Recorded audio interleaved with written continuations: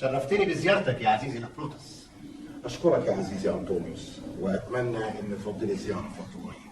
أكيد أكيد. ليديا يا جميلة أنطاكيا، أنا شايفك مش على طبيعتك، في حاجة؟ الحقيقة أنا تعبانة شوية، لكن شوية نبيذ قبرصي هيروقوكي. روجينا مش تعزمي على ضيفتك. ضيفتي هتروق يا مولاي لما تشوف باجوبة وسحره العجيب. باجوبة ده اسم أفريقي مش كده؟ طبعا يا عزيزي الأبروتس، ده أعظم ساحر عندي، وما اعتقدش ان في والي من ولايه انطاكيا عنده اعظم منه، وده انا مخليه مفاجاه الحفل اللي بتميز بيه عن جميع حفلات ولايه انطاكيا. هنشوف اذا كان يستحق كل المديح ده ولا لا. احضروا باجوبا. سيدي الوالي سيدي، باجوبا تحت امرك. ورينا يا باجوبا هتعمل ايه واحنا بنحتفل النهارده على شرف الابروتس العظيم. منديش امرك باجوبا.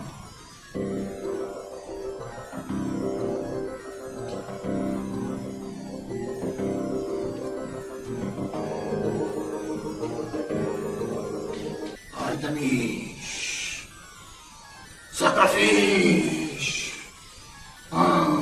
أرتميش، تيجي يوم تجيش شيء ما يهمنيش، هتفتح باب جلجميش وتبعت لي البنوتة ملكنيش بنت هنعيش للساحر باجوبا اللي زي مفيش.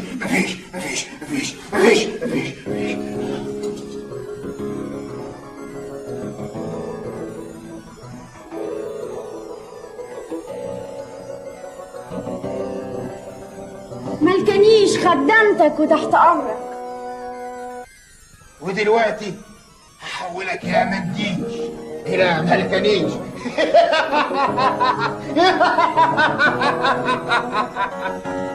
شيء عظيم. وساحر اعظم.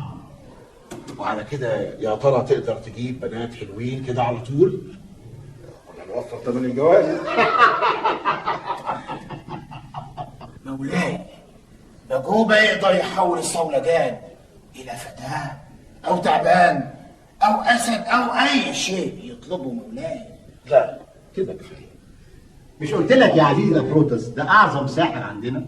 يمكن، بس اوعدك في زيارتك الجايه لانطاكيا هحضر لك مفاجاه عظيمه. هنشوف ويا ريت نشوف.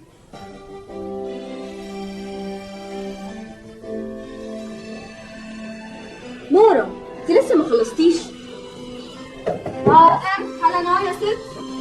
شهلي شويه، الضيوف زمانهم جايين. ما تنسيش المشاعل تزودي الزيت فيهم، عايزه كل حاجه تبقى مظبوطه. لا قولي لي يا ستي، شايفاني كده مهتمه بالجماعه دول يعني، هم قرايبك صحيح ولا معرفه؟ وانت مالك اذا كانوا قرايبنا ولا معارفه؟ دايما حاشره نفسك كده. لا بجد يا ستي. دول معرفه من زمان، وانا يهمني سيلينا ودوريس، دول احب اصدقائي. خلاص ارتحتي؟ كده ارتحت. مرقص دخل الفاكهه. يا ستي. ايه يا يوستينا مش عاجبك يعني؟ صاحيه بدري النهارده. بوضب يومي لاستقبال الضيوف. هو انت صحي ولا لسه؟ هيصحى حالا. يلا يا مورا عشان تحضري الفطار. حاضر يا ست. يلا يا مرقص. مش عارفه حتى نقراها من نقر مرقص ليه. على فكره يوم الثلاث الجاي في مزاد لبيع العبد.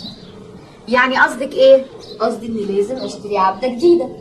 مورا بصراحه مش قادره على خدمتنا لوحدها. طب ومرقص ما بيساعدهاش ليه؟ بيساعد على قد ما يقدر. خلاص اتكلمي مع ابوكي واكيد مش هيرفض لك طلب.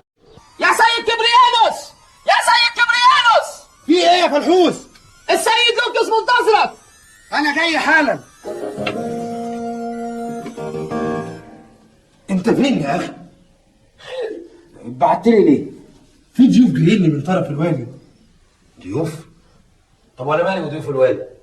يا اخي افهم، انت معروف عند الوالي وضيوف الوالي لما يشوفوك هنا يعني. فهمت، مصالح يعني. تفتكر عاوزني في ايه؟ يمكن محتاج منك فلوس سلف. الوالي بحاله بعتلي علشان يستلف مني فلوس. لو انت الصادق ده بعت ياخد مني اتاوه علشان يسيبوني اشتغل في بلادهم. يجوز. لو كان ده قصدهم يبقى انا ابوهم جه على شونه. مش فاهم. مش هيطول مني دمار واحد. هو انت قد الوالي؟ هو انت بعت لي علشان تحط رقبتي تحت السيف؟ ما تخافش. ما خافش ازاي؟ انا هعرف هم جايين ليه. همورش يا ابن ابو النور ترويش، استحلفك بالثلاث اسماء الناريه وبعين زنصور من الداريه وبالثلاث نجوم الحراريه تبعت لي قديس، تبعت لي قديس ابني مضروب. مين مضروب؟ يطلع حالا في التو واللحظه. ارواح ارواح، العجل العجل، الساعه الساعه.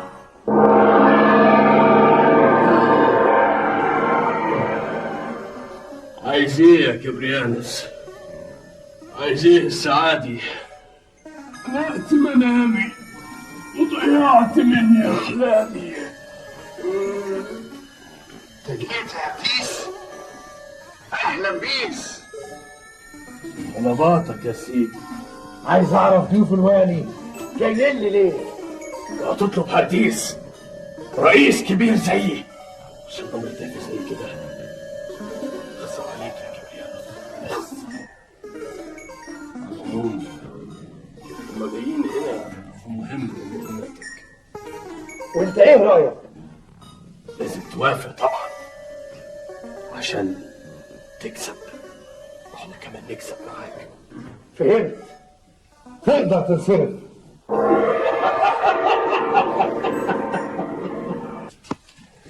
سيدي كبريانوس، في ايه؟ السيد اوسابيوس. هو ده وقته؟ خليه يتفضل. مين اوسابيوس ده؟ وسابيوس ده يا صديقي صديق ليا من زمان. اعتنق الديانة المسيحية اللي بيدعوا ليها ناس كتير قوي دلوقتي. شوية مجانين. احنا شوية مجانين يا كبريانوس؟ وسابيوس انت فين يا راجل من زمان؟ انا اللي فين؟ انت اللي مشغول على طول. اعذرني، اعمالي واخداني على طول، مشغول دايما. اعمالك الشريرة. وسابيوس غير بقى الفكرة دي عني. بالحق نسيت اعرفكم ببعض. صديقي النبيل لوكيوس وصديقي اللدود اوسابيوس. اتفضلوا نقعد في الشرفة.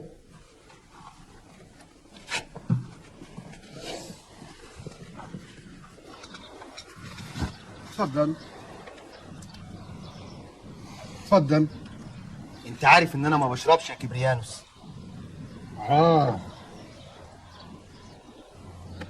نسيت انك ماشي ورا الدعوة الكذابة اللي بتحرم شرب الخمر. ارجوك يا كبريانوس، انا عارف ان احنا اصحاب من زمان، لكن ما اسمحلكش ابدا انك تهن في عقيدتي. دي وجهات نظر. انا شايف ان في الدعوة شيء غلط. ايوه صحيح. ايه حكايه الدعاوى الجديده دي اللي ممكن تحرم الخمر؟ عموما طول ما انتوا فاكرين ان شويه الاصنام اللي انتوا بتعبدوهم دول هم الالهه، هتفضلوا كده عايشين على طول في ظلام الشيطان. طبعا انت زعلت لما انا اتكلمت على عقيدتك. تفسر بايه الكلام اللي قلت دلوقتي على عقيدتنا؟ يا عزيزي، قبل ما اعرف يسوع المسيح كانت دي برضو عقيدتي، لكن صدقني لما ربنا لمس قلبي عرفت حاجات وحسيت بحاجات كان صعب ان انا اعرفها او احس بيها في عدم وجود ربنا، وعرفت الحق. وايه هو الحق؟ نفس السؤال ده سأله بيلاطس البنطي للسيد المسيح، لكن السيد المسيح ما جاوبش عليه. انت عارف ما جاوبش عليه ليه؟ لانه شعر انه قلبه متحجر زي قلبك تمام. لا، ده انت بقيت فيلسوف كبير واحنا مش قدك. ارجوك يا كبريانوس سيبني اكمل وبلاش تريقه. اسمح لي يا اخ اوسابيوس، انا فعلا عايز اعرف حقيقه الدعوه دي. وانا ما عنديش مانع. سيدي الضيوف وصلوا. كده بقى انا اللي عندي مانع. طب استأذن انا. خدني معاك يا اخ اوسابيوس. قصدك ايه اللي بيخلينا نموت من اجل ربنا يسوع المسيح؟ فعلا هو ده قصدي بالظبط. عايز تعرف؟ ريت. الايمان. الايمان؟ ايوه الايمان. اي ايمان ده اللي يخلي الواحد يضيع حياته كلها. الايمان بالرب يسوع المسيح. بص بقى، الارباب كتير وكلنا مؤمنين. يعني انا مثلا مؤمن بالرب هيرة وبحبها وبعبدها وبحب عباداتها كمان. ده اسمه عبادة شيطان. لا بقى، انت بقى عليك لا هعرف اخد منك لا حق ولا باطل. بقول لك ايه، البيت اهو، تعالى بينا نتغدى وبالمره تحكي لي عن فلسفتك. يا عزيزي المسيحية عمرها ما كانت فلسفة. المسيحية عبارة عن روح وحياة. انتوا فين يا بنات؟ بقالي مده ما شفتكوش. احنا برضو. طب ايه رايك بقى ان احنا زعلانين منك؟ مني انا؟ ليه بقى؟ علشان ما بنشوفكيش في المعبد. وهو ضروري اجي المعبد عشان اشوفكم؟ مش بس علشان تشوفينا. امال اجي المعبد ليه يعني؟ اقول لها ايه دي بقى؟ انت عايزه الآلهة تغضب عليكي؟ طب ما الآلهة عندي اهي في البيت، ده انا حتى شارية مجموعة هايلة من الآلهة. سامحيها يا فينوس، سامحيها. انتوا حكايتكم؟ عاوزينك تعرفي انك لو ما جيتيش المعبد وعرضتي جمالك على الشباب عمرك ما هتتجوزي. وهو لازم يعني اجي المعبد واعرض جمالي على الشباب؟ ايوه لازم. ولازم ليه؟ انا اللي عايزني يجيني هنا لحد عندي. طول عمرك كده، يوستينا هي يوستينا المغرورة. وما تغرش ليه؟ هو في حد احلى مني؟ حد احلى من يوستينا؟ بقول لكم ايه، احنا جايين علشان نقعد مع بعض ولا عشان نقعد نتناقر؟ على رايك. عرفت منين اننا رسل الوالي يا سيد كبريانوس؟ انا ليا طرق الخاصه يا سيدي النائب. انت كده هتسهل مهمتنا. انا تحت امر الوالي ورسل الوالي. امرني. الموضوع ان الوالي زار والي بسيدية من مدة بسيطة، وهناك شاف ساحر عظيم قدم فنون سحره باقتدار قدام والينا. كالعادة افتخر والي بسيدية برعايته للساحر ده، وده اللي استفز الأبروتس العظيم. لكن الأبروتس وعد والي بسيدية بأنه هيهديه بمفاجأة عظيمة عند زيارته لأنطاكيا. احنا جينا لك يا سيد كبريانوس، وكلنا أمل طبعا إنك ترفع راس الوالي بتاعنا. بس كده؟ طمنوا الوالي ان مفيش في العالم كله ساحر اعظم من كبريانوس. وده عشان نستأذن احنا ونسيبك ترتاح. طب الزيارة امتى؟ هنديلك خبر قبلها بيومين.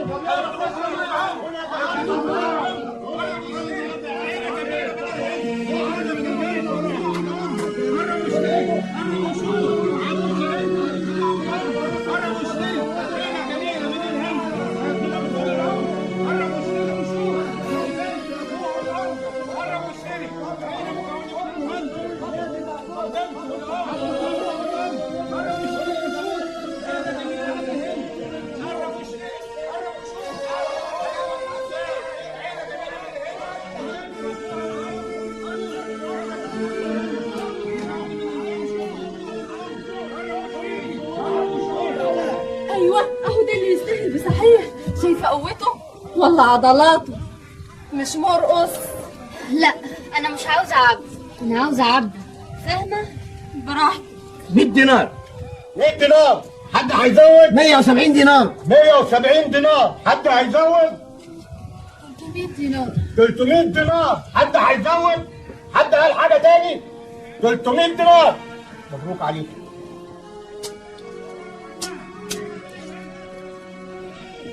اهلا باشراف البلد، اهلا بنبلات البلد الجميلات.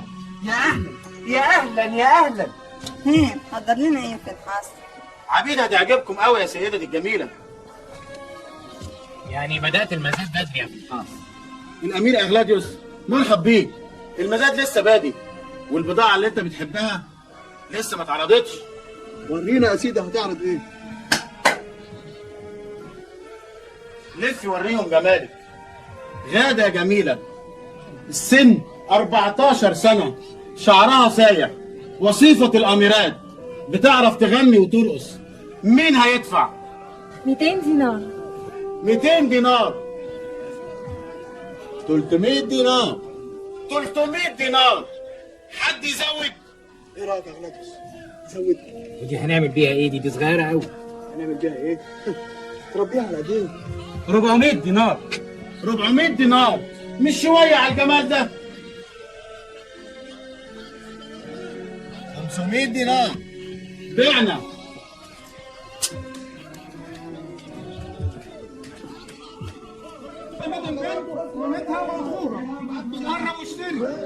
الآن تحفة المزاد غادة من الإسكندرية، أجمل بنات العالم، السن 20 سنة، تعرف تقرا وتكتب وتحفظ الشعر والأغاني، فليسوفة عصرها. اسمحوا لي أفتح المزاد 600 دينار. ايوه، اوعي دي بقى تفوتك يا ستي. فعلا عندك حق، هي دي اللي تستاهل. اظهري جمالك يا أميرة المزاد. اهو ده الكلام، هي دي اللي الواحد يدفع فيه. ذمتك يا بطل، اياك تفوتك. هتشوف. 800 دينار. 900 دينار. 3000 دينار. 3000 دينار الشريفة يوستينا. مين يزود؟ زود عليها، قول 3500. ما اقدرش ازود عليها. هي مين دي؟ انت هتجنني. مبروك عليها. ايه حكايتك؟ انت عمرك هتلاقي زي دي؟ ما اقدرش ازود عليها، بعدين هتفهم. مين قال 3500 دينار؟ هنبيع. مبروك.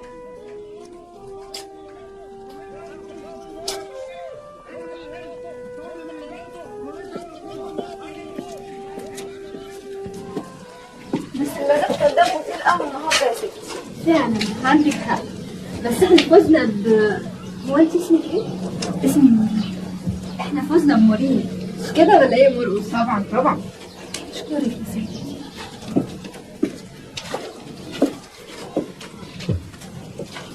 خسارة، خرجت قبل ما المزاد يخلص. كان نفسي حتى اعرف ساكنة فين. هي مين دي؟ البنت اللي اشترت العبد الاسكندرانية. قول بقى كده.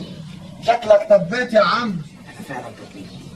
اول واحدة تخطف قلبي بجمالها. كان نفسي حتى اعرف هي مين.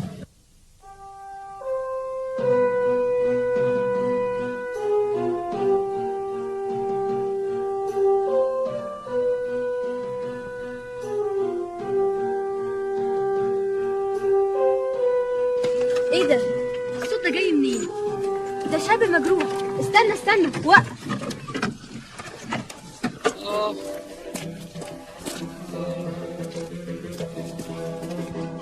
روح انده مرة واللي معاها بسرعة. حاضر يا ستي.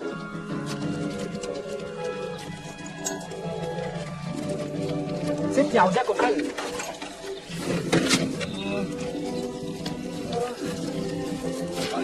مرقص هات مية من العربية. مية. انت ايه حكايتك؟ وايه اللي عمل فيك كده؟ اسقيه يا مرقص. مية. ما قلتليش مين اللي عمل فيك كده؟ ضربوني يا سيدي، سابوني بين الموت والحياة. وده ليه بقى؟ تلاقيك سرقت لك سرقة. أبدا، ظلم الإنسان لأخوه. مش فاهمة. عشان ببشر بإلهي. إلهك؟ إلهك مين؟ يسوع المسيح الناصر. وإيه اللي في إيدك ده ومش عاوز تسيبه؟ ده صليب ربي وإلهي يسوع المسيح. قطعوه من رقبتي. ده انت كمان معلقة واحد زيي. أيوة، أنا مسيحية. تحبوا أي مساعدة؟ لا شكرا، هاتوه على البيت وهاتوا حاجته معاه.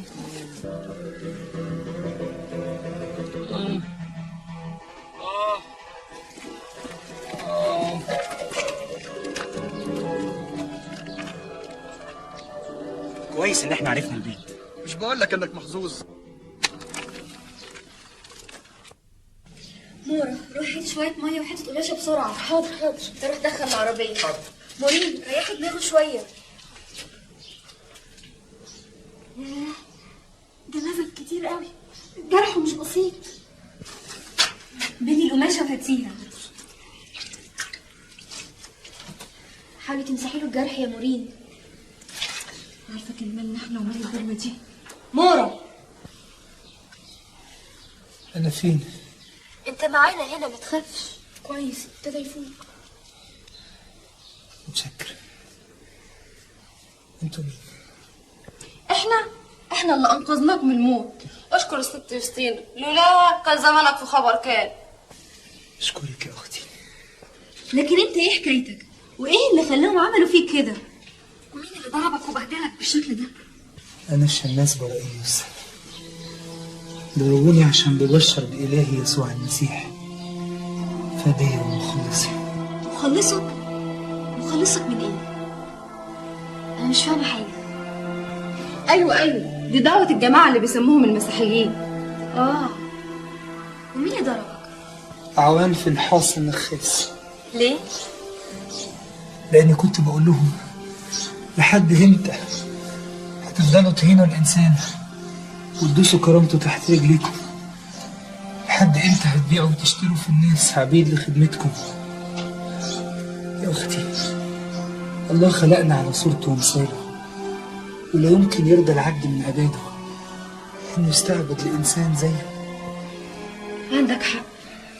كلنا كنا عبيد، لكن الله حررنا. كلنا عبيد؟ يظهر انك مجنون. عبيد يعني ايه؟ أيوة، كنت عبدة ولسه عبدة. اخرس، انت ازاي تتجرأ وتقول عليا عبدة؟ انت كلامك ايه يا راجل انت؟ ايه اللي انت بتقوله ده؟ انت مش عارف دي مين؟ دي الست يوستينا. الست يوستينا من اشراف البلد. صحيح، ازاي تقول على ستي عبدة؟ قصدي عبدة للخطية. خطية ايه؟ اللي وقع فيها أجدادنا، وربنا يسوع المسيح حررنا منها بيموتوا على الصليب. خلاص سيبوه يرتاح. بقول لك ايه يا ستي، ده باين عليكي ده راجل مجنون وهيلخبط لنا عليه. مش مشكله، ناخده نرميه على بره. اسكتي انتي. انا عايزه اعرف ايه الديانه الجديده دي اللي بيتحملوا كل ده عشانها. مرقص خليك جنبه، وانتوا تعالوا ورايا.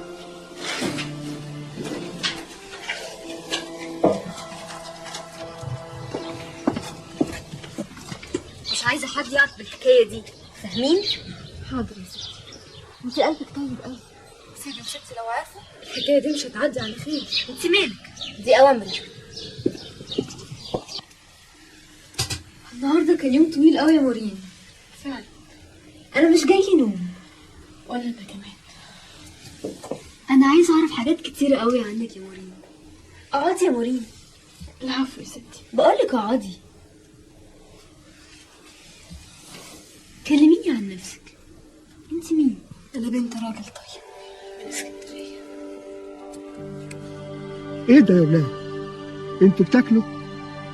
ما يصحش ابدا ناكل واحنا بنسمع تعاليم الكتاب المقدس اللي بشرنا بيه القديس العظيم ماري مرقس الرسول.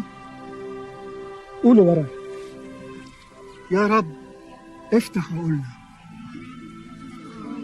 قولوا اكتر من كده شويه: يا رب افتح عقولنا. يا رب افتح عقولنا عشان نسمع كلامك ونعمل بيه.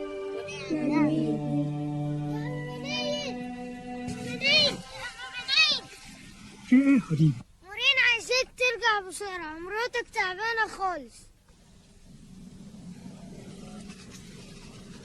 طب يا ولادي كفاية كده النهاردة، نكمل بكرة.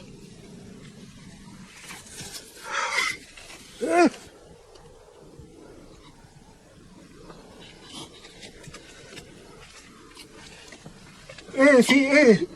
انت تعبت تاني؟ سلامتك. امي اكيد ربنا هيتمجد. اكيد. منايا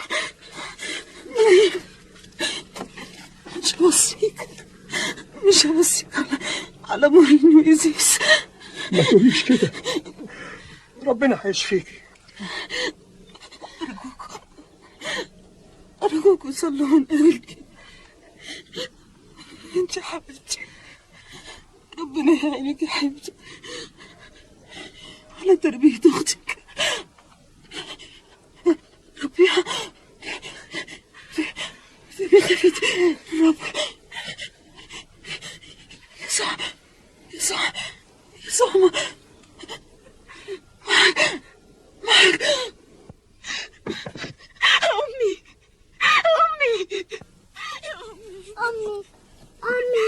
بس يا أمي، هي مش بترد عليا ليه؟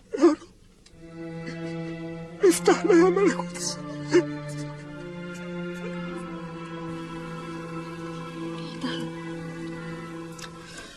تعب ابويا قوي، تحملت انا المسؤوليه.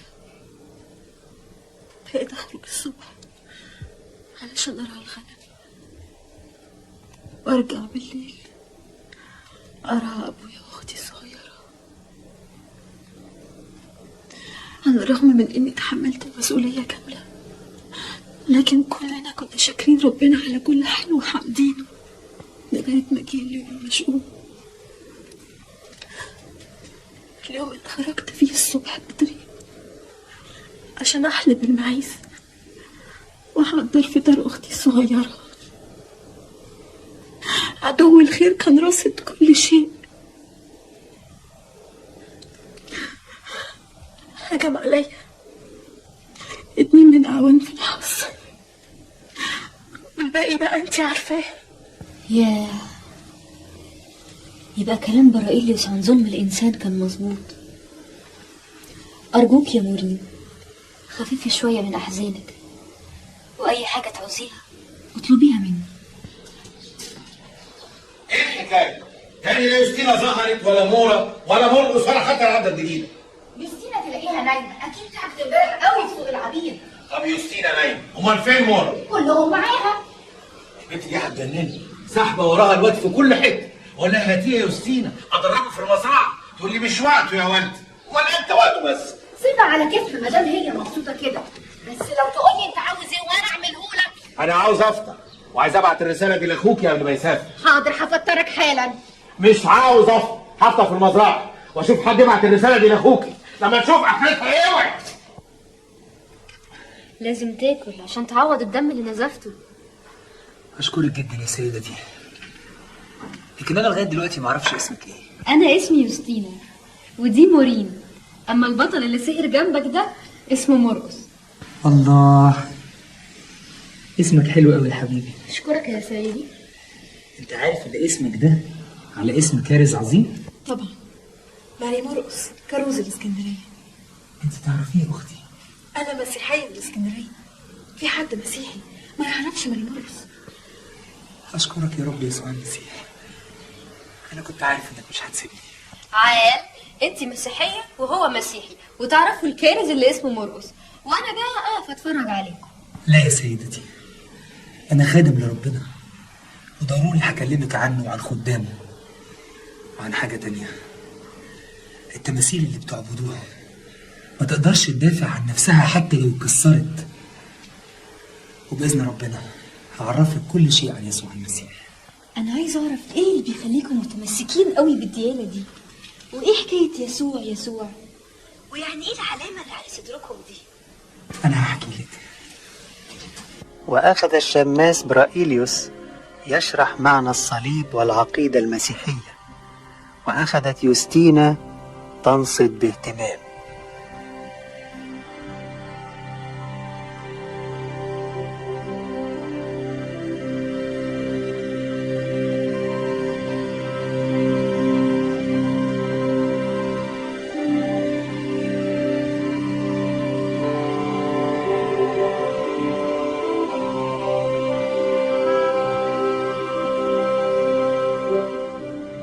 يا ترى كلام الشماس حقيقي؟ طب ولو كان حقيقي يبقى انتوا فايدتكم ايه؟ وازاي عبدناكم طول السنين دي؟ انا محتار. انتوا اللي صح ولا هو؟ انطقوا، قولوا، لكن هتنطقوا ازاي وانتوا شوية اصنام؟ انا محتار. ما زلت أبحث عن ذاتي في ظلام دامس ورهيب، وما زال العالم في حياتي يناديني فأصمت وأجيب. أتراني عشت لذاتي أم كثرت ذلاتي أم أني هائمة تتخطى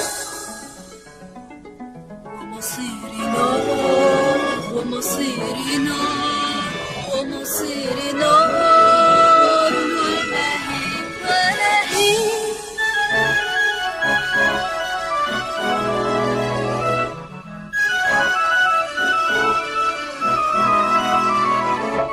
يا ليتك يا من شتتني ولمست شعوري وحيرني، يا ليت كلامك يوقظني ينير ظلامي ويرشدني.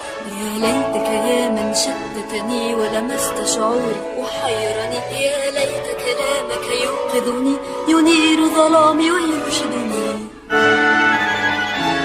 فأنا ما زلت هائمة،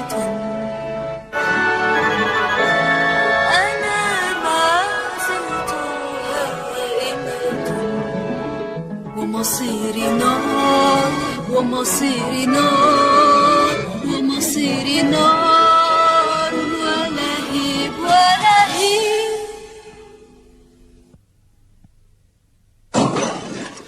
التماثيل اللي بتعبدوها ما تقدرش تدافع عن نفسها حتى لو اتكسرت، وبإذن ربنا هعرفك كل شيء عن يسوع المسيح.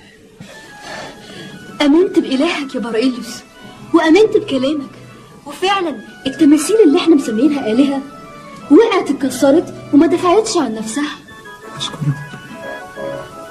أشكرك يا رب يسوع المسيح. أنا كنت عارف إن ربنا هيضمك لقطيعه.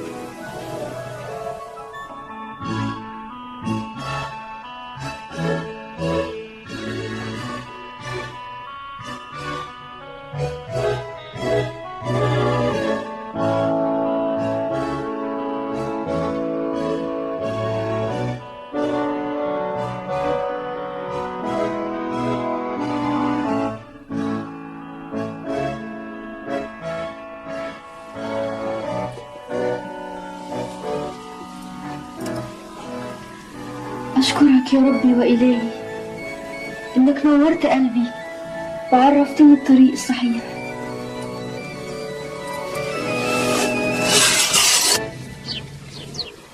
إيه حكايتك؟ مالك؟ سرحان في إيه؟ ابدا، ستينا تعبانه قوي. ما أنت اللي مدلعها. وانا عندي غيرها؟ طب ما تجوزها وتخلي جوزها يهتم بدلعها. وكان في حد مقدم لها وانا قلت لا. طب ايه رأيك؟ انا جايب لها عريس كويس خالص، وانت عارفه وعارف ابوه كمان. اوعى تقول لي بوكاربوس. ماله بوكاربوس؟ سبق وطلب ايدها وهي رفضت. لا دي بتدلع بصحيح. سيبها تتدلع.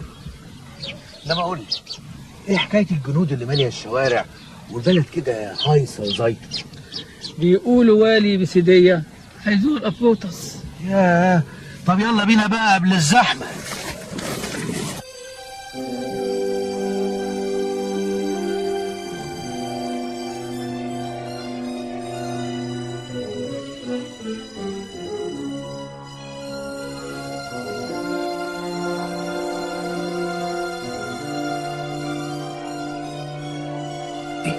الأصنام من اختراع العبادات الوثنية طبعا، والكتاب المقدس سبق وكلمنا عنها لما قال لنا اختراع الأصنام أصل الفسق وابتداعها فساد الحياة. والأصنام دي مش آلهة، لأن سفر المزامير بيقول لأن كل آلهة الشعوب أصنام. مين ده؟ وإيه اللي بيعملوه؟ ودلوقتي يا إخواتي تعالوا نصلي عشان ربنا يتحنن على كل ضال ويضم القطيع. اتفضل. بسم الآب والابن والروح القدس الإله واحد آمين. يصلوا؟ ياه، ده شيء ما يتسكتش عليه أبدا. تكونش اشتريت عبد تاني وأنا معرفش. لا عبد تاني ولا تالت يا ستي في راجل غريب في البيت. انت بتقول ايه؟ بقول ايه ازاي؟ اتفضلي شوفي بنفسك. طب بس طول بالك اطول بالي ازاي؟ اتفضلي يا ستي، بيتي بقى فيه ناس ما اعرفهمش. والدي أرجوك.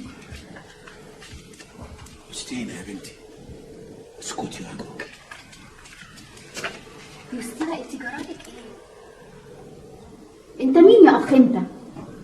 وايه اللي دخلك عندنا؟ بأمر مين دخلت هنا؟ أمي، ده الأخ بارئيليوس أخويا في الرب وضيفي كمان. انا اللي جبته هنا لما كان مجروح. اخوكي مجروح؟ ما هو سليم اهو. أنا هنا من أسبوع يا سيدتي، وأشكر ربنا يسوع المسيح اللي شفاني بفضل يوستينا والإخوة. بقالك اسبوع هنا قاعد في بيتنا واحنا مش دريانين. ايه اللي دخلك بيت اشراف زينا بدون اذننا؟ وانت يا بنتي، انت مش عارفه ان الامبراطور محرم العباده دي؟ ايه عايزه تبهدلينا على اخر العمر ده؟ يوستينا انت مش خايفه على نفسك؟ إذا كنت مش خايفة على نفسك خافي عليا أنا وأمك. يا ولدي،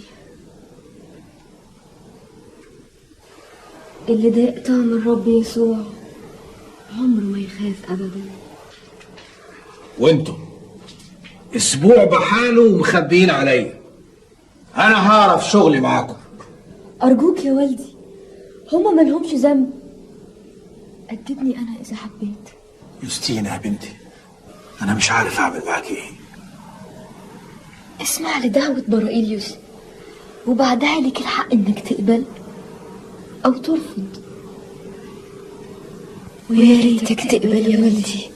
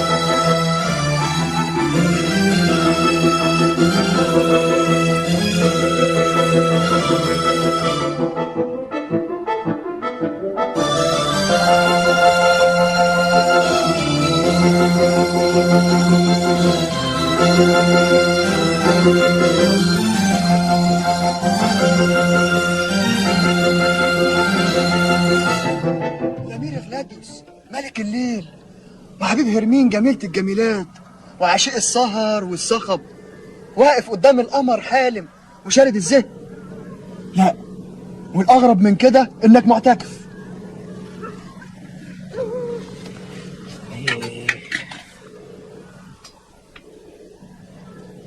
أهلا يا يوليوس. أهلا يا غلاديوس، فينك؟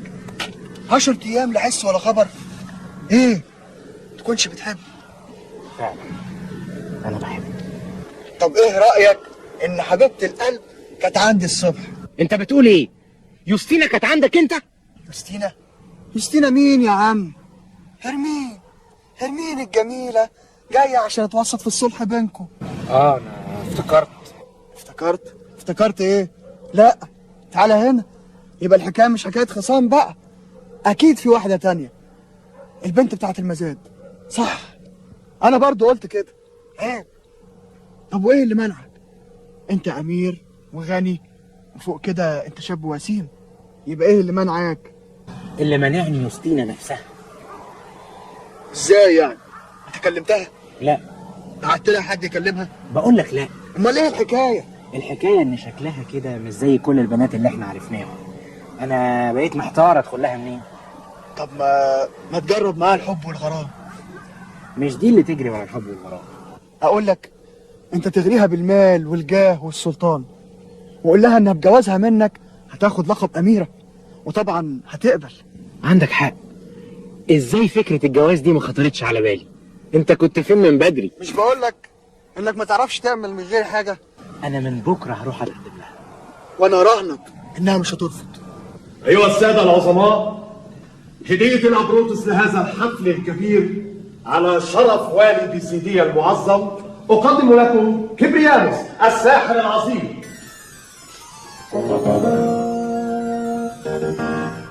وده كبريانوس اللي بيقولوا عليه ده ساحر كبير قوي.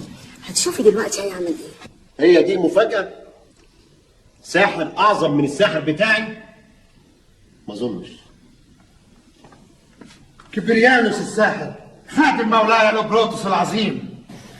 كبريانوس ضيفي العظيم والي بسيديا عايز يشوف حاجة من فنونك. معقول أتأخر عن أوامر الوالي وتشوف الوالي؟ السنة اللي فاتت شفت في بلاط ضيفي العظيم ساحر كبير، عجبتني قوي أساليبه السحرية، حتى إنه بسحره جاب بنت جميلة وبعدين حولها للمساعد بتاعه. ممكن أطلب من سيد الضيف العظيم اسم الساحر ده؟ اسمه باجوبا. باجوبا؟ الحوس.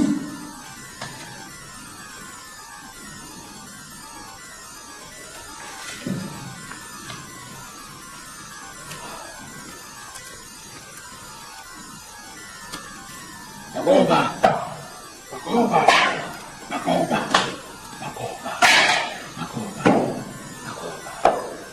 اعذروني باجوبا اعذروني باجوبا.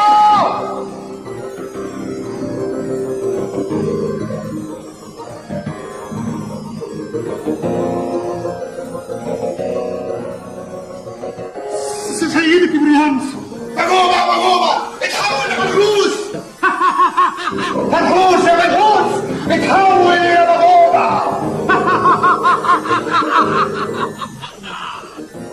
سيدي كبريانوس هذا ساحرك العظيم يا مولاي. معقولة باجوبا. سيدي الوالي أنت إزاي جاي مهدوم النوم؟ وإزاي كبريانوس جابك بالسرعة دي؟ ده سيدي كبريانوس يا ساحر يا عظيم. انا حي جنبك ايه؟ ده انت الشمس واحنا حواليك نجوم صغيره. رجعنا الله يخليك عايز انام. لازم تعرفي يا بنتي ان الفضيله الوحيده اللي تهزم الشيطان فضيله التواضع، لان الشيطان يا بنتي صعب برذيله الكبرياء.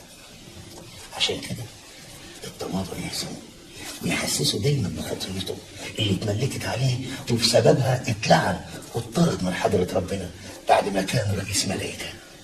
للدرجة دي يا أبانا؟ يا أبانا الحروب تقيلة عليا قوي والأفكار بتحاربني وحاسة إني ضعيفة. الشيطان يا بنتي هو العدو اللي بيحارب الإنسان عشان يمنعه من دخول السماء.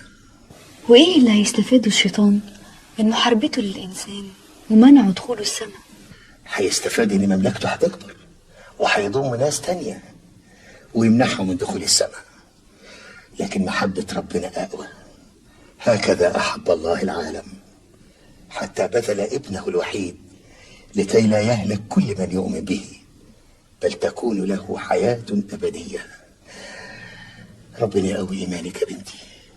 يا ترى الرسالة وصلتك؟ طبعا طبعا، وانا كنت في انتظار تشريفكم. الحقيقة أنا مش هطول عليه. ابني أغلاديوس زي ما أنت شايف من أجمل شباب أنطاكيا وأوسعهم ثروة ومركز وجاه. فعلا واضح. واحنا سمعنا ان عندكم عروسه جميله تليق بابني. واحنا يشرفنا. وعلى فكره ابني الامير شاب مستقيم. وانا يشرفني نسبكم. طب مش تورونا العروسه اللي ملكت قلب ابني؟ الحقيقه هي عند خالها في مزرعته، لكن المره الجايه هتشوفوها. عموما احنا موافقين، ولازم تعرفوا ان اللي يحبها ابني أغلاديوس لازم ضروري احنا نحبها. وطبعا اكيد انا كمان هحبها وهتبقى زي بنتي تمام. على العموم انا واثقه في ذوق ابني من غير ما اشوفه. شكرا، دي ثقه نعتز بيها. اللي هي اسمها ايه؟ اسمها يوستينا يا امي. وكمان اسمها جميل. شكرا يا ستي، بس الحقيقة أنا ليا طلب واحد. أنت تؤمر. العفو. هو الحقيقة طلب بسيط. أنا معود يوستينا إنها تقول رأيها بصراحة، عمري ما فرضت عليها أي شيء، فأنا أرجو إنكم تسمحوا لي بفرصة 2-3 يوم. ده شيء جميل. أنا أحب البنت اللي يكون ليها رأي وده هيخليني اتمسك بيها اكتر. مفيش مانع، احنا نستنى يومين ثلاثة. اشكركم. احنا في انتظار ردكم.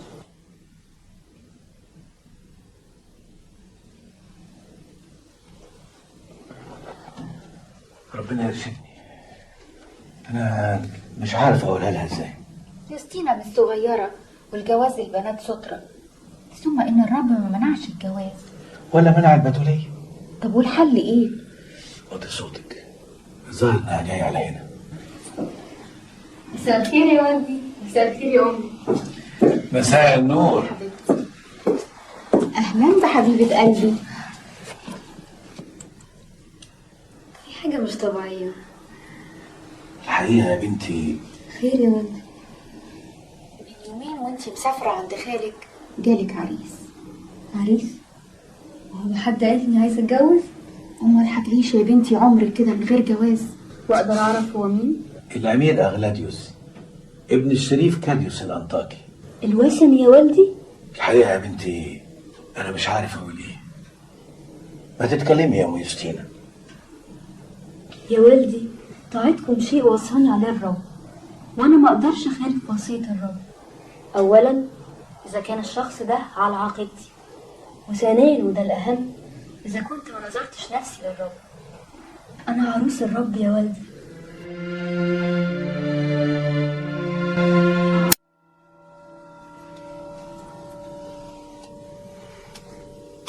اهدى شويه يا ابني. هو قال لي 3 ايام وفات اسبوع لغايه دلوقتي، تبقى رفضت. طب ما يمكن لسه مسافره. انتوا مش بتقولوا ان هم كانوا هيسافروا؟ ما كانش قال يومين 3، كان قال بعد اسبوع بعد اسبوعين، لكن ده قال يومين 3، يعني متاكد انها هترجع في الفتره دي. طب ما تبعتوا لهم رسول يسأل. احنا بعتنا فعلا ليهم، لكن ايه؟ الرسول سلم الرساله وما استلمش الرد. وقال لكم سلمها لمين؟ هو قال لعبد صغير. طيب ما يمكن كلهم مسافرين ولا حاجه. عموما انا هنتظر يومين كمان. ضروري هيرد، سواء بالموافقه او بالرفض.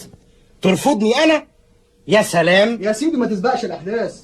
الموضوع يا ابونا ان يوستينا بنتي اتقدم لها عريس كويس ومن عيله. عيبه انه وثني، والحقيقه انا ضميت صوتي لصوتها برفضه. كل اللي عايز اعرفه يا ابونا انا كنت صح ولا غلط. انت صح يا ابني، وكل المؤمنين لازم يدققوا قبل اي ارتباط، فانظروا كيف تسلكون بالتدقيق لا كجهلاء بل كحكماء. ريحتنا يا ابونا. الاهم من كده يا ابونا اني نظرت نفسي للرب. ربنا يقوي ايمانك يا بنتي. رفضت؟ انا هتجنن. الرساله ما بتقولش كده، انما بيعتذروا عن الرفض حاليا. ده رفض مقنع يا يوليوس. ابني انا يترفض؟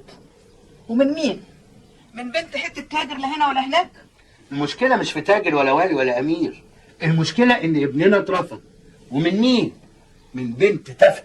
من فضلك يا والدي، يوستينا مش تافهه وكمان بتدافع عنها، ده شيء يحير قوي. قومي، انا الحق عليا اللي اتنزلت ورحت معاك علشان اخطبها لك. يلا بينا.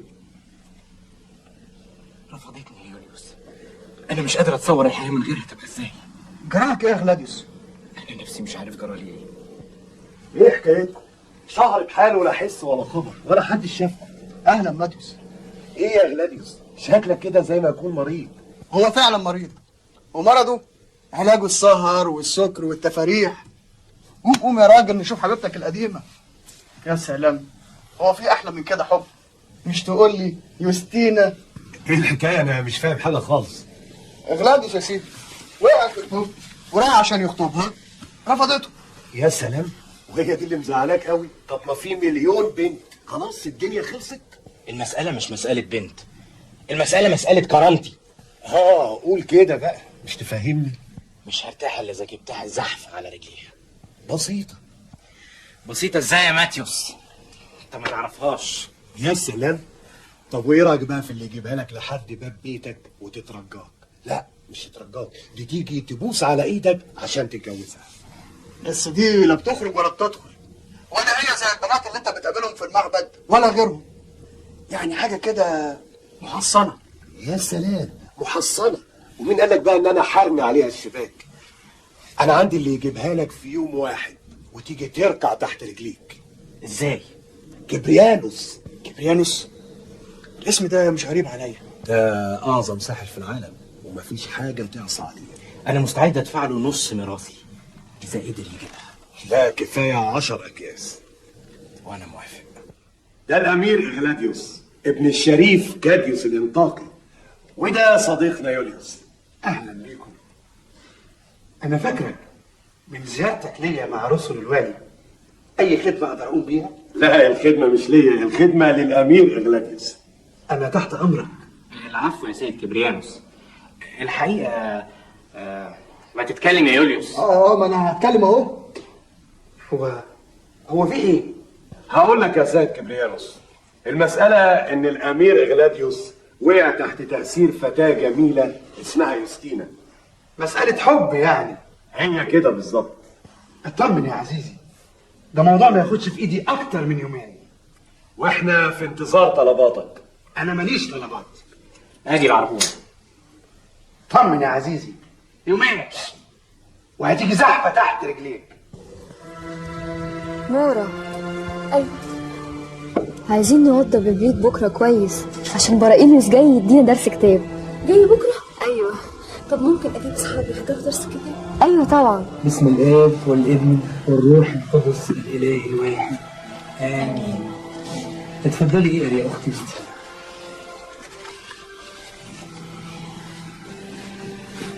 فلما اعتمد يسوع صعد للوقت من الماء، وإذا السماوات قد انفتحت له، فرأى روح الله نازلا مثل حمامة وآتيا عليه، وصوت من السماوات قائلا: هذا هو ابن الحبيب الذي به سررت.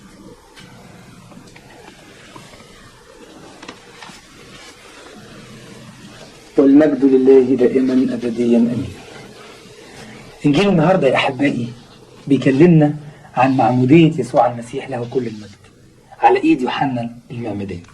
ويوحنا كان بيكرز بمعموديه التوبه، وكان بيقول للناس توبوا لانه قد اقترب ملكوت السماوات. ويوحنا ده هو اللي اتنبأ عنه اشعياء النبي وقال: صوت صارخ في البرية أعدوا طريق الرب. بالظبط، يوحنا جه عشان يعد طريق المسيح. وفي يوم معمودية المسيح ظهر الثالوث القدوس بوضوح شديد، عشان كده الكنيسة بتسميه عيد الظهور الإلهي. الآب صوت من السماء، والابن بيتعمد في نهر الأردن، والروح القدس مستقر على الابن على هيئة إيه يا مرقس؟ على هيئة حمامة. بس أنا عايز أعرف إزاي المسيح كان على الأرض في نفس الوقت في السماء؟ وإزاي يبقى 3 وهو 1؟ الإجابة على جزئين. أولا ربنا موجود في كل مكان. ثانيا 3 في 1 و1 في 3 هشرحها لكم بمثل في منتهى البساطة. الشمعة بتدينا نور ونار وحرارة، وهي كيان واحد. الإنسان روح وجسد وعقل، وهو برضو إنسان واحد. كده يبقى شرحنا عقيدة التثليث والتوحيد بمنتهى البساطة. هرديس هرديس يا ابن هرديس، احضر بالتو والساعة، الواحد العجل الساعة هرديس. أمرك سيدي كبريانوس. موضوع بسيط لكنه هيخدم المملكة كلها. أنا موجود هنا عشان أنفذ. أؤمر. الأمير غلاديوس بيحب بنت اسمها يوستينا، والبنت دي عاصية عليه، والمطلوب تبقى خاتم في صباعها. الحب يعذبها ليل ونهار، وتروح له برجليها وترتمي تحت رجليه. أنت غيرت نشاطك يا كبريانوس وبقيت تشتغل في الغرام. فهمتك. عايز إيه كمان؟ أنا وعدت إن الموضوع ده يخلص في خلال يومين. يومين؟ قول أقل من 2 ساعة يا ملك الصحراء، يا صديقي العزيز، يا قاضي الغرام.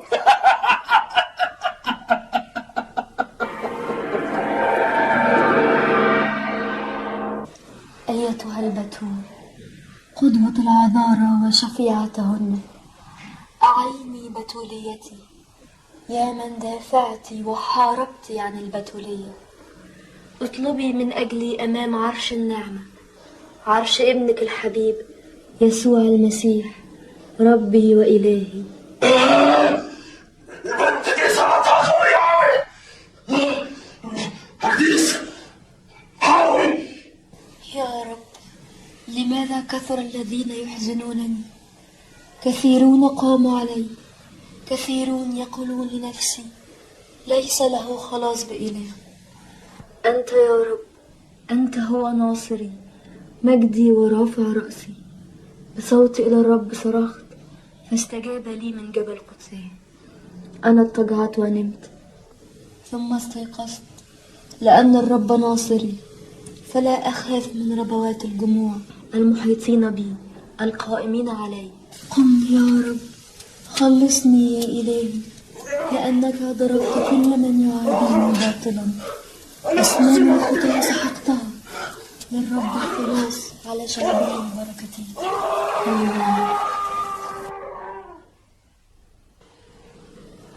شكرا للآلهة.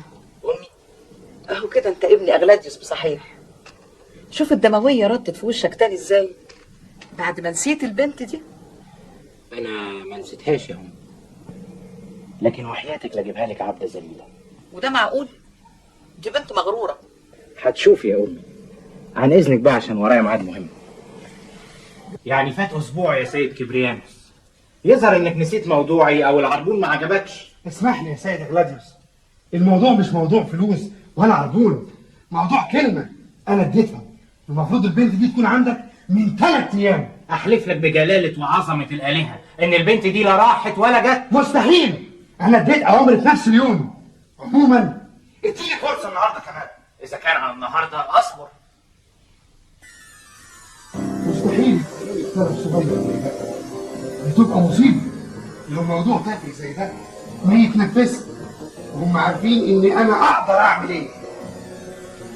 حديث احضر بالتو والساعة. حديث العجل الساعة الله. حديث أمرك سيدي العظيم. حديث موضوع تافه زي ده مش عارف تحله؟ أنت عارف إن عمري ما خذلتك قبل كده. أمال إيه؟ البنت. مالها البنت؟ مش قادر أدخل لها. ليه؟ لا تحميطة. لا. أمال إيه؟ الموضوع إنها بتصلي. بتصلي لمين؟ لإله. وإلهها ده مش تبعكم؟ إله ده أعلى منكم؟ شيطان أعلى منكم؟ كبريانوس، قلت لك هخلصه. اهلا وسهلا. مورا قالت لي انك من طرف الاخ برائيل. ايوه فعلا. خير أمرين. الحقيقه انا لسه معتنقه دين المعتري جديد وايماني ضعيف مش زي ايمانك. قلت اجيلك علشان ترشديني وتساعديني وتثبتيني في الايمان. ده أنا إنسانة خاطئة ومحتاجة لإرشاد. الحقيقه انا عندي مشكله محدش ممكن يساعدني فيها غيرك. مورا. أيوة لو سمحتي هتعمل عصير برتقال. لا شكرا. تحبي تشربي إيه؟ ولا حاجه، انا محتاجاكي في موضوع مهم قوي. خلاص روحي انتي يا مورا دلوقتي. خير، أنا تحت أمرك. شوفي يا اختي يوستينا، انا اصلي اول ما دخلت في الايمان كنت ناويه اعمل زيك موهب نفسي الحياه البتوليه، لكن بقى امي وابويا عايزين يجوزوني عمالين يزينوا لي في مزايا الجواز. سالت الاخ برقيلوس، انت عارفاه طبعا. أيوة طبعا. قال لي اجيلك علشان ترشديني واتعلم منك. يا أختي لازم تعرفي أنا أضعف من إني أرشدك، لكن اطلبي مشورة الرب وهو أكيد هيرشدك. ايوه ما انا قريت في الكتاب ان ربنا قال لادم وحواء اثمروا واكسروا واملأوا الارض. يعني ربنا هو اللي بيأمرنا نتجوز ما دام الجواز سر مقدس. طبعا الجواز سر من أسرار الكنيسة 7. طيب هو ليه انت كمان ما تتجوزيش ما دام الجواز يعني سر من اسرار الكنيسه 7؟ ده عهد بيني وبين ربنا. أنا عروس المسيح اللي اتصلب على شيء، ومش ممكن أبدا أكسر عهد بتوليتي.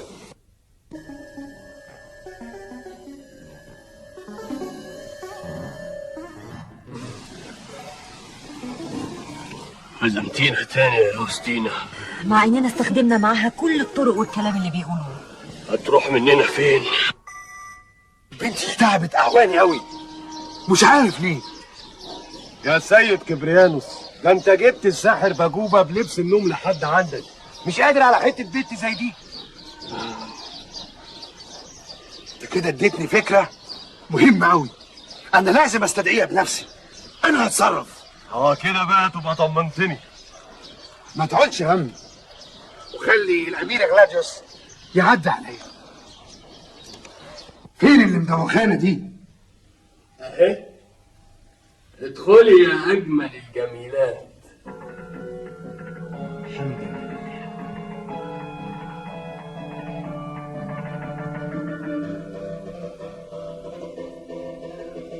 اخيرا شرفتينا ايتها الجميله. انا كنت واثق انك هتيجي لغايه هنا. اهلا بالجميله يوستينا. بلاش تجيب اسمها، بلاش تقوله، بلاش تقوله. انت بتخدعني يا رديس؟ مش قادر على البنت دي، مجرد ذكر اسمها يعمل فيكم كده. اتهزمتم وبنضعفكم. طالما إلهها أقوى منكم، من النهارده أنا هتبع إلهها وأقرأ كل كتب السحر.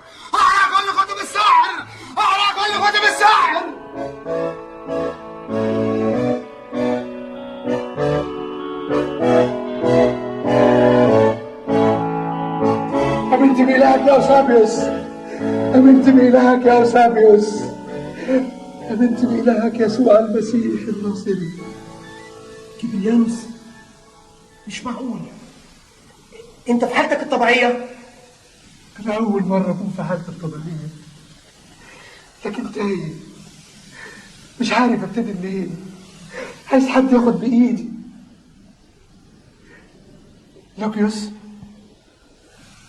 أنت بتعمل إيه؟ وإيه اللي ماسكه في إيدك ده؟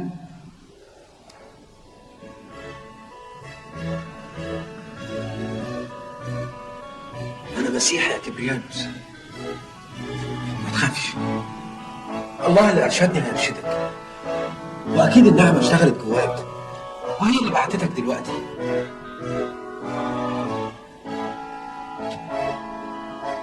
وادي البداية.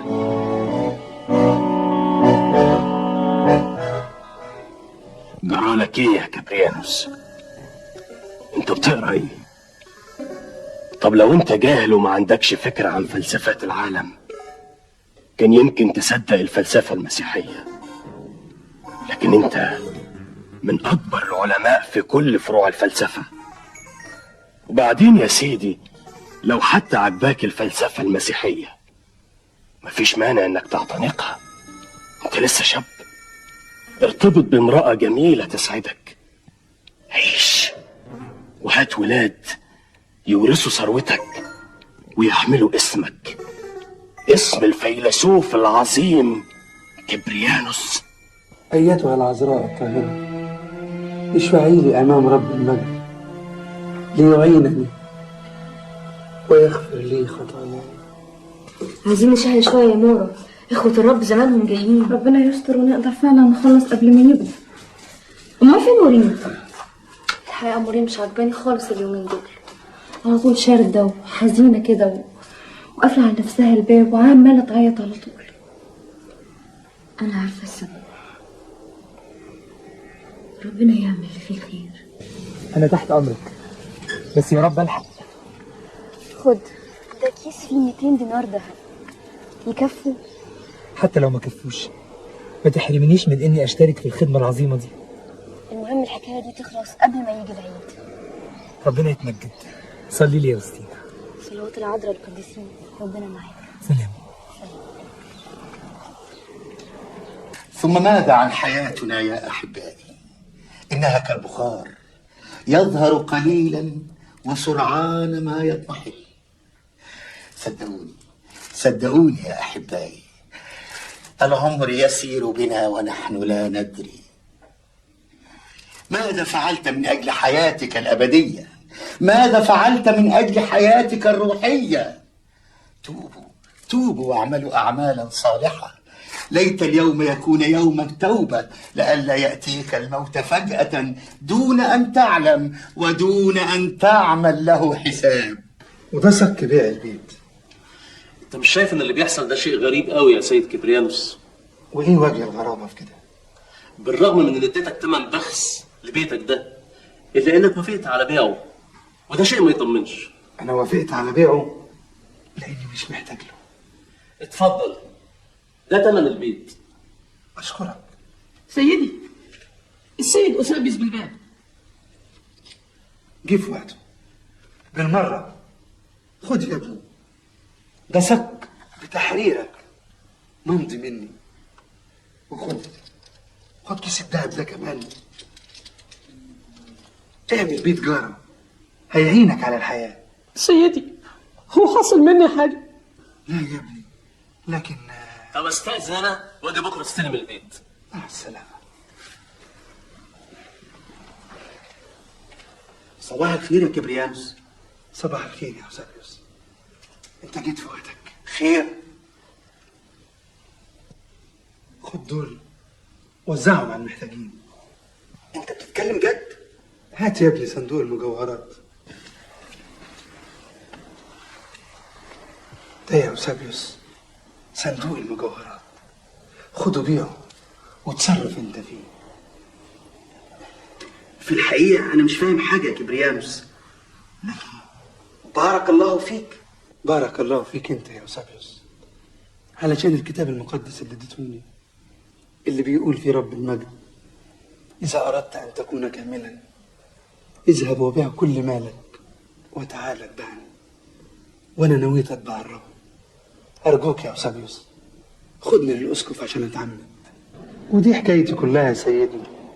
أرجوك يا سيدنا اصنع معايا رحمة وخلصني من المال ده. اسمع يا ابني، ما يكفيش انك تنفذ الوصية حرفيا، المهم التوبة الحقيقية تبقى نابعة من القلب، وتعاهد نفسك وقبل منها تعاهد ربك انك ما ترجعش الخطية تاني ولا للشيطان واعماله الشريرة.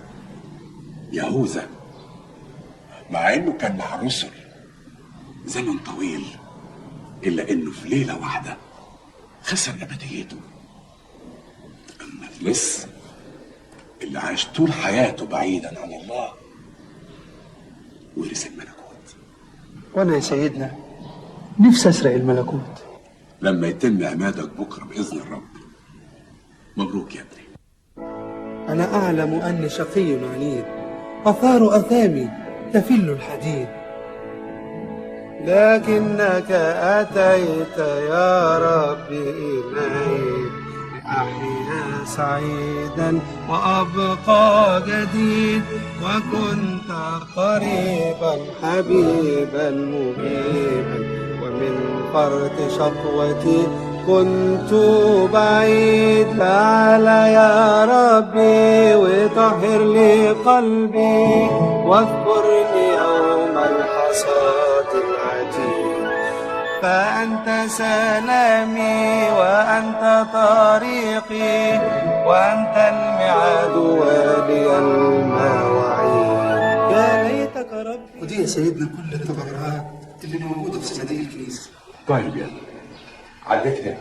لا يا سيدي. طب عدها يا ابني، وزعها على المحتاجين بالعدل. بكرة العيد خليهم يحاولوا منهم حاجة.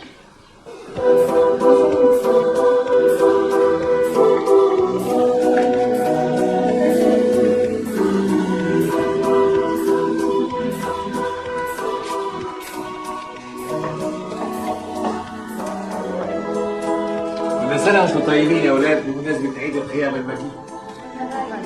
كل سنة وانتم طيبين. وانت طيب، كل سنة وانتم كلكم طيبين. طيب، كل سنة وانتم طيبين. كل سنة وانتم طيبين. كل سنة وانتم طيبين. كل سنة وانتم طيبين يا ولاد.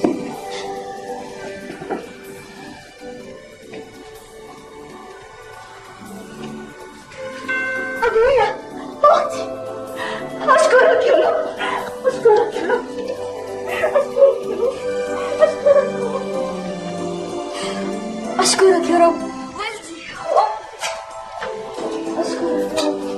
صحيح الرحلة كانت شاقة من اسكندرية لحد هنا، لكن ربنا كريم.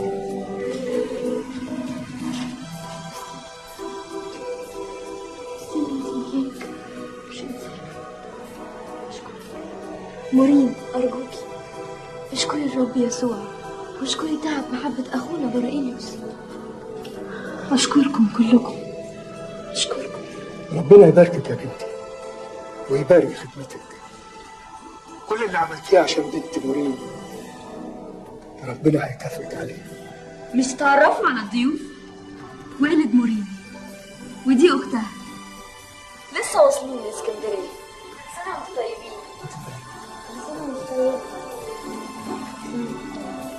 كل سنة وانتم طيبين. اتفضلوا.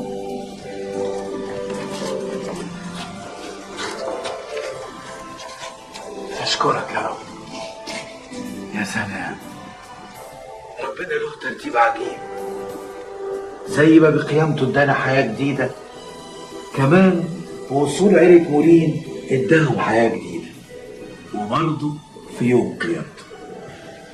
أشكرك يا رب على محبتك وعلى إنك جمعت شمل أسرة مورين وفرحت قلبها في يوم العيد. فرحا أفرح بالرب، تبتهج نفسي بإلهي، لأنه قد ألبسني ثياب الخلاص، كساني لباس البر، مثل عريس يتزين بعمامة، ومثل عروس تتزين بحليها، لأنه كما أن الأرض تخرج نباتها وكما أن الجنة تنبت مزروعاتها هكذا السيد الرب ينبت برا وتسبيحا أمام كل الأمم.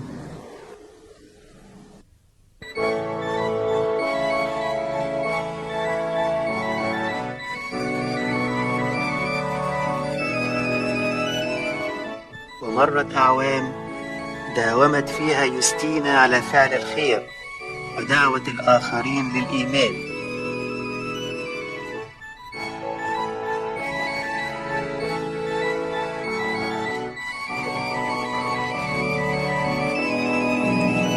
يا ربي وإلهي يسوع المسيح، أشكرك يا رب من أجل محبتك ومن أجل صبرك عليا طول السنين اللي فاتت دي، ومن أجل الحياة الجديدة اللي أنت اديتهاني، صفحة بيضة بعد ما جت النقط السوداء كتير قوي ومضلمة عليا حياتي. بعد الصلاة لقدام حجر بصلي لقدام حية مفتوحة على وعدك يا رب، اطلبوا تجدوا.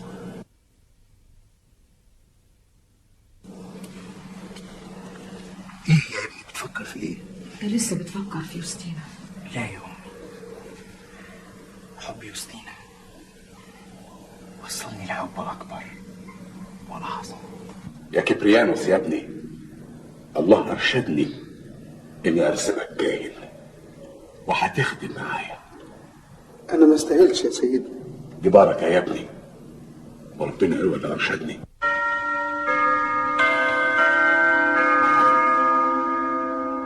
كهنتك يلبسون البر وأبرارك يبتهجون.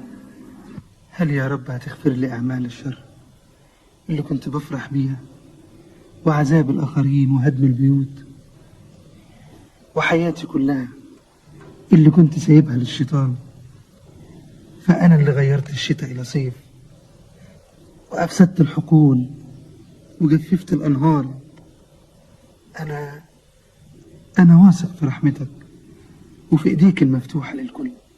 أشكرك يا رب على محبتك، ساعدني أن أحيا حياة الاستعداد الدائم لملاقاتك، وارشدني أن أكمل بقية حياتي في خدمتك ومحبتك. آمين. أبونا كبريانوس، سمعت إن دقلديانوس ناوي يتكثف حملات على المسيحيين عشان موضوع فيروس. سمعت يا سيدنا، ربنا يخزيه ويرفع شأن المسيحيين. ثبت الشعب يا ابني، لأن الأيام الجاية هتبقى عصيبة أوي.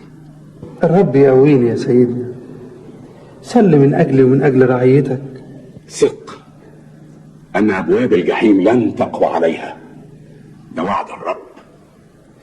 دايما عدو الخير بيشن الحرب لما بيلاقي أبناء النور متمسكين بالإيمان.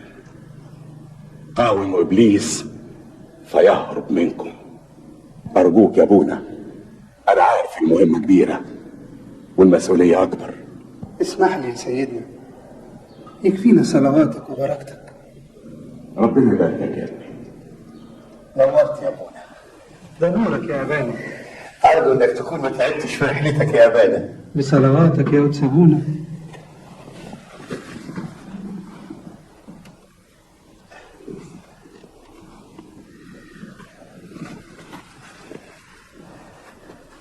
يوستينا يا أبانا. يوستينا.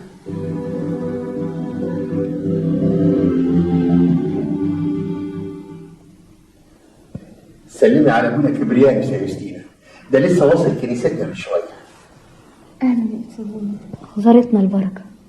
ده انت اللي بركة يا يوستينا، يا اللي هزمت الشياطين بتواضعك وصلاتك، وبسببك خليتيني أسيب السحر وأدوق حياة النعمة اللي أنا عايش فيها.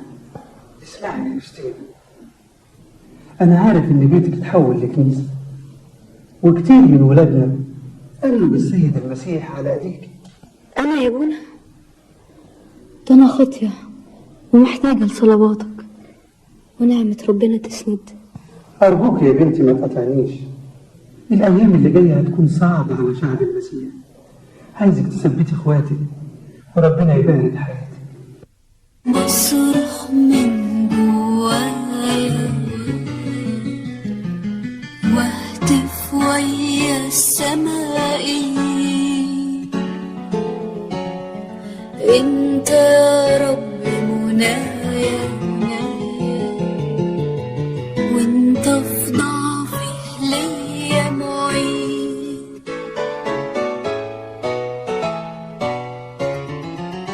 بسجد ليك وبسبح اسمك، ماسكة ايديك من يوم ما عرفتك.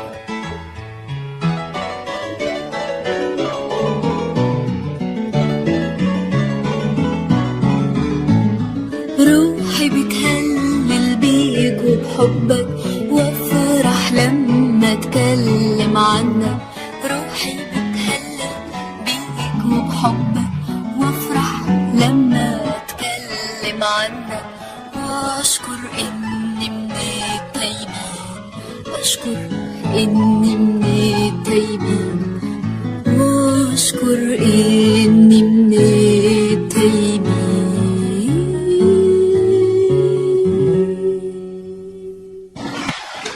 مفيش حاجة تسر قلب الإمبراطور. أنا زهقان. شوفوا لي حاجة تسليني. شوفوا لي حاجة تسليني. يا سيد الإمبراطور، أنت تؤمر وإحنا عليه نعمل حفلات للسهرات لإدخال السرور لقلب الإمبراطور. حفلات أكتر من حفلات الدم اللي نحضرها كل يوم. لا لا، عاوز تسلية تانية. ايه رأيك يا مولاي في رحلة صيد؟ تفتكر الصيد هيرفه عني؟ يبقى مفيش غير ان مولاي يتنقل للقصر الشرقي، وهناك هيرتاح في احضان الطبيعه بعيد عن الدسائس والمؤامرات. انا هشك الكسندر الإمبراطورة يا مولاي. هي دي سبب اكتئابي. خلاص نروح للقصر الشرقي. مولاي القائد من النص. أهلا بالقائد ميلينوس. ياك الأخبار المرة دي تكون صعبة. أنا آسف يا مولاي. أديك صح، مش قلت لك مفيش حاجة تسر القلب. أنا آسف إني ببلغك إن أغيليوس يستولى على الحكم في منطقة الإسكندرية وأعلن التمرد والعصيان. أغيليوس يا خم، بعد ما عملت منه قائد ووليته على أعظم الأقطار وأغناها. يا مولاي، كل الأخبار بتأكد ان شعب الاسكندريه بيأيده، وخصوصا المسيحيين. انا كنت واثق. جهز جنودك واعتادك، واعلن ان الامبراطور سيقود الحمله بنفسه لتأديب اخيلوس والي الاسكندريه. صار ان الواحد لازم يستعمل العنف مع شعب زي ده. يا مولاي افرض عليهم ضريبة جديدة وبالطريقة دي تقدموا ضريبة تاني لا، التمرد يزيد والحكاية تكبر. كفاية عليهم كده. لكن أنا بقول إننا ما نسكتش على الولاد اللي بيقلبوا علينا الشعب. على أي حال يا مولاي، احنا مجتمعين النهارده علشان نحضر لاستقبال والي بسيدية العجوز اللي دايما بيفاجئنا بحاجة جديدة. اتفضل يا مولاي. عندك حق، أنا عاوز أنتصر عليه. اتفضل. اشكرك مولاي. انا سمعت ان الابروتس افحمه بره. ازاي؟ وجاب له ساحر عظيم. والساحر ده موجود؟ الحقيقه مش عارف يا مولاي اذا كان الساحر ده عايش او ميت. عموما ما تشغلش بالك يا مولاي، انا هجيب لك اخباره على طول. أنا عاوز الراجل ده بسرعة علشان نعرف هو محضر لنا إيه ونقدر نرد عليه. خير يا سيدنا، بعت في طلبنا؟ ايوه يا ابهات. يا سيدنا احنا كده ولا كده كان لازم نيجي ونطمئن عليك، انت ابونا وراعينا. انا بشكركم على الشعور ده، لكن اللي عاوزكم تعرفوه ان الكنيسة داخلة على اضطهاد كبير قوي. تقليديانوس دخلوا الشيطان مرة تانية، ودلوقتي هو بيحضر حملة كبيرة للانتقام من اخواتنا الأقباط في اسكندرية. وربنا وحده بس بيعرف ايه اللي ممكن يحصل في الامبراطورية كلها. وانا حاسس ان الزيت قرب يخلص. وابونا كبريانوس كلكم عارفين جهاده من اجل المسيح، والروح القدس ارشدني ان ارسمه اسقف. ايه رايكم يا اباط؟ على بركة المسيح. انا ما استاهلش الكرامة دي يا سيدنا.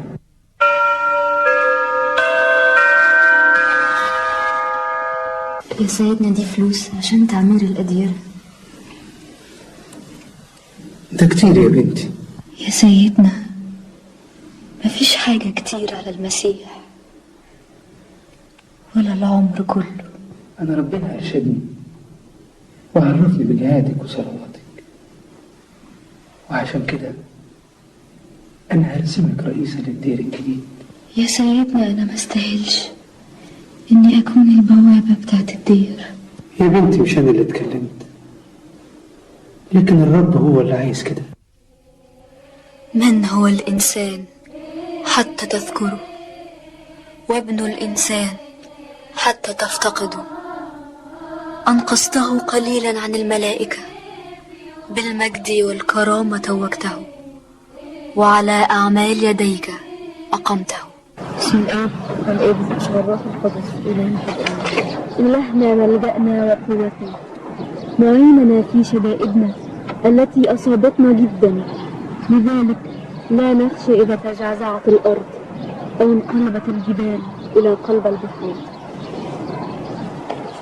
إحنا يا أخواتي لازم ما نخافش من حاجة، لأن إلهنا هو ملجأنا في ساعة الضيق، وقوتنا في يوم الاضطهاد، ومعيننا في وقت الشدة.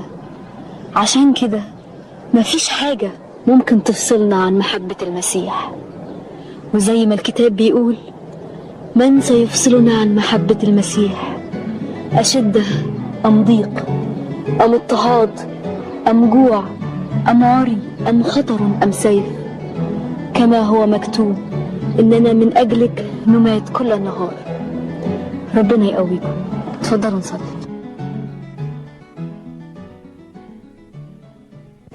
مولاي. روث، عايزك تاخدي بالك من الأميرة أثناء غيابي. ألكسندرا أغلى حاجة عندي في الدنيا. مولاتي في عينيا يا مولاي. وادي يا ست حماية تاني. اشربي يا الكسندرا. مولاتي الجميلة زعلانة ليه؟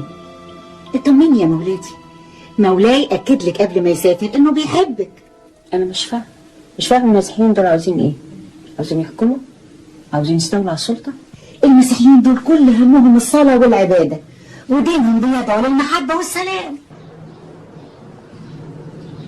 مولاتي الجميلة، خير؟ بعتي تستدعيني، يا ترى في حاجة؟ خير يا مولاي، أكتر من أسبوع ما نشوفكش، قلت كفاية كده، ولا جنابك شايف غير كده؟ يا زوجتي العزيزة، انت عارفة ومقدرة مسؤولية الحكم، وحكم شعب زي ده مش بالسهل. أنا عارفة ومقدرة، بس أنت اللي مش مقدر. نورة، ما تنسيش نفسك أرجوكي. نسيت إنك جوزي وإني مسؤولة منك؟ همني كده على طول وسجنني هنا، لا بطلع ولا بدخل لما زهقت. ومين قال إن سجنك؟ اخرجي اتمشي في الجنينة، خدي كل وصيفاتك وكل الجواري واقعدوا هناك عند البحيرة، المنظر هناك يجنن. يا مولاي، ثم انك تقدري تعزمي كل معارفك وكل زوجات الوزراء النبيلات، اي حد منهم يجي ويسليكي.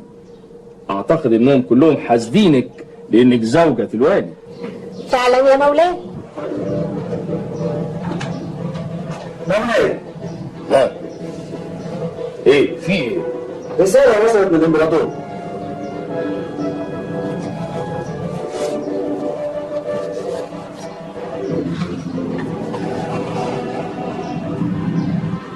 مش معقول. خير، ايه هو اللي مش معقول؟ دقلديانوس قضى على ثورة أخيليوس. وايه يعني؟ فيها ايه؟ ما هو كان لازم يقضي عليه، جيوش الامبراطور كلها كانت معاه. لا يا عزيزتي، اللي مش معقول هو الأمر اللي بعد كده. دقلديانوس أمر باعتقال المسيحيين وقتلهم كلهم. وادي يا ابونا مفتاح البيت اللي وهبته للكنيسة بكل ما فيه. ايوه يا ابني، بس هتروح فين انت وعائلتك؟ الحقيقة يا ابونا انا بعت المعصرة وكل املاكي ووزعت تمنهم على العمال والعبيد وحررتهم كمان. اما البيت اللي اديت قدسك مفتاحه فده صك وقفه كمان. ايوه بس هتروحوا فين يا ابني؟ ربنا يديكوا طولة العمر ويبارك لنا فيكم، لان الحملة اللي قايم بيها دقلديانوس خدت معاها الاخضر واليابس. وظل الطاغية دقلديانوس مستمرا في قتل المسيحيين وهدم كنائسهم وتعذيب رؤساء الكنائس والأديرة وسبي النساء والأطفال. وظلت موجات الاستشهاد تتتابع لتربح السماء نفوس الأبرار الذين تمسكوا بسيدهم لكي يكونوا هم بذار الكنيسة التي رويت بدماء أبنائها الشهداء.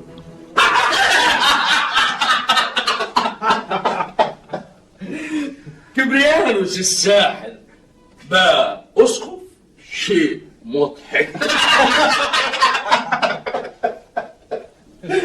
وليه بقى أسقف؟ هي شغلانة الأسقف دي فيها مكسب أكتر؟ لا يا مولاي، لا دول بيقولوا انه باع كل اللي وراه واللي قدامه. قال ايه؟ علشان يربح اله الناصري. أنا مش مصدق. أنا سمعت يا مولاي إن في بنت صغيرة كان بيحبها واحد من الأمراء ولجأ له عشان يعمل له سحر يخليها تحبه، لكن شياطينه فشلوا معاها وما قدرش عليها أبدا. ولما عرف إن إلهها هو الناصري اتبع ديانتها وبقى مسيحي زيها يا مولاي. والعمل إيه يا مولاي؟ والي بسيدية قرب يجي. يقبض على كبريانوس الأسقف والفتاة المسيحية ويلقوا في السجن. أشكرك يا رب، يا من حولتني من حياة الشر والسحر إلى معرفتك، وأهلتني أن أحتمل الآلام من أجل اسمك القدوس. أسبحك وأباركك كل أيام حياتي. هات السبيل كبريانوس. أمر مولاي.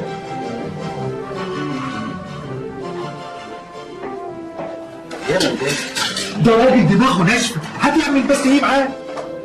بحاول افتح معاه حوار يمكن اقدر اقنعه. ده ساحر يا مولاي، ساحر وألاعيبه كتير.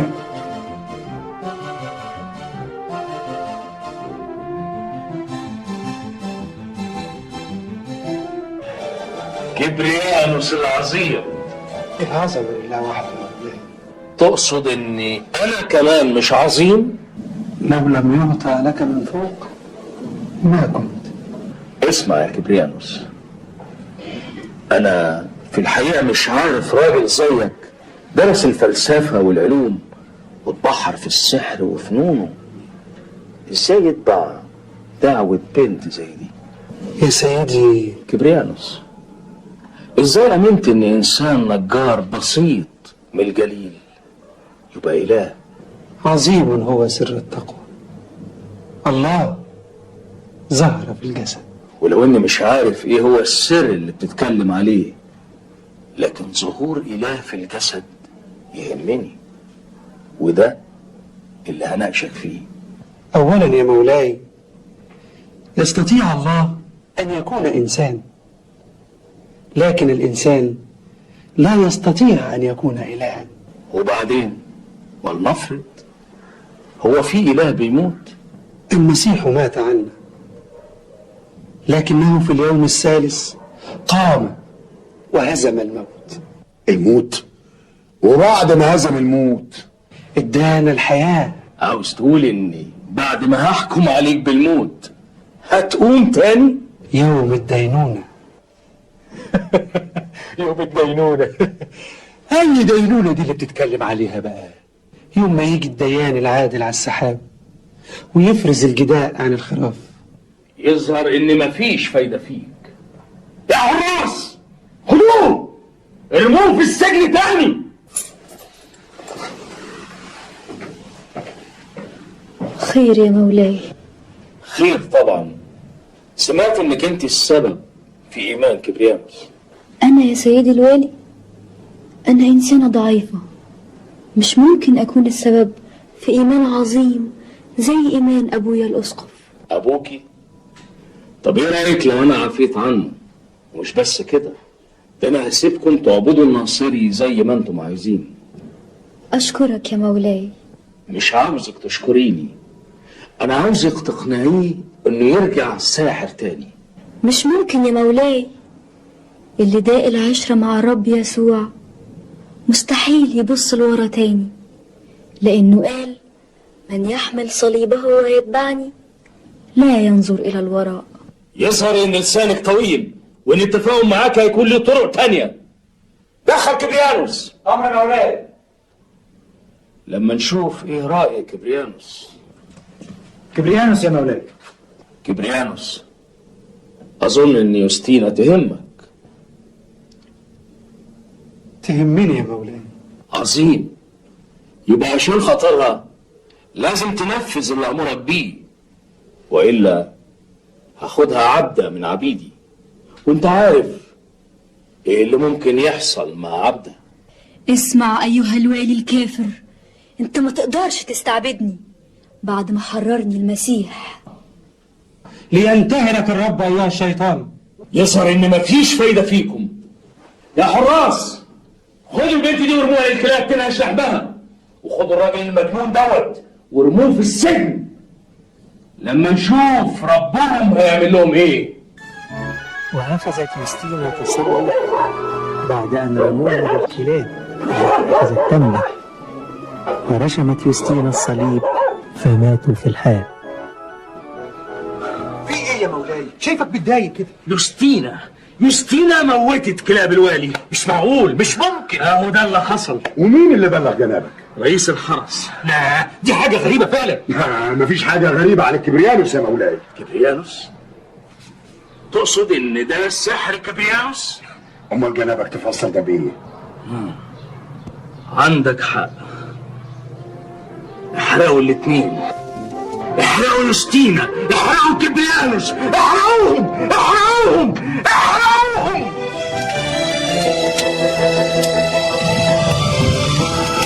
ربنا يقويك يا بنتي. اطلبيني لأنك واقف قدامك. أنا مش خايفة يا سيد، أنا شاعرة إن ربنا في وسطينا، عشان كده أنا مش حاسة بأي قلق.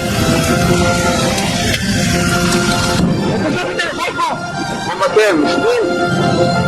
ده انا كانهم حاسين بحاجه. امال مين اداله ده؟ الشجره اتحرقت وما حصلهمش حاجه. ما حصلهمش حاجه. فكوهم وخذوهم الى ساحه الاعدام ولتقطع رؤوسهما بحد السيف.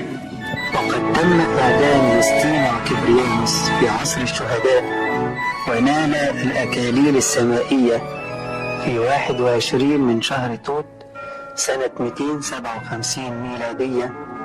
بركة شفاعتهما تكون مع جميعنا آمين.